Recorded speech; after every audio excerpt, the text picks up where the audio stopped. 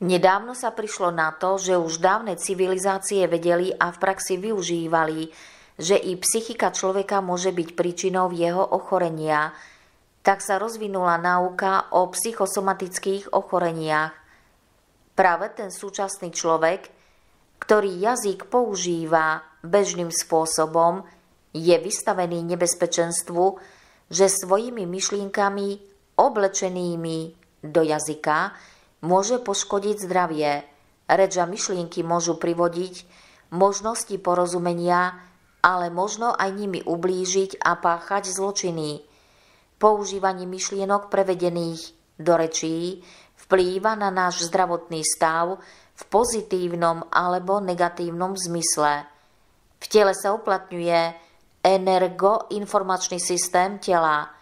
Ústav informatiky Pražskej akadémie vied, pracovníčka tejto akadémie vied sa vyjadrila, že informácia je zmena. Vytvorenie či spustenie konkrétnej informácie je vecou príslušných programov, ktorých má náš energoinformačný systém v zásobe nesmierne množstvo a podľa potreby spúšťa príslušný program. Potreba vytvára informačný impuls na spustenie jej riešenia.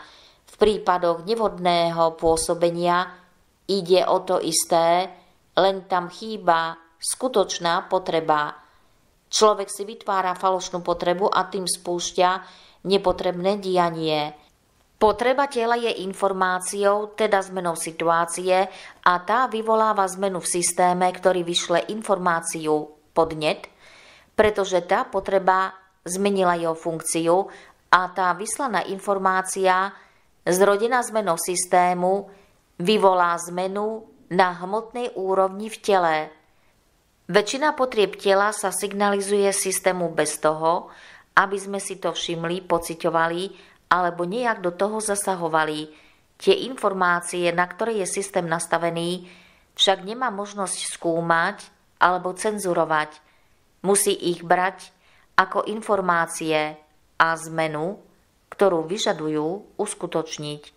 A tu sa ukazuje, že je to rozhodujúce pre človeka a jeho zdravie.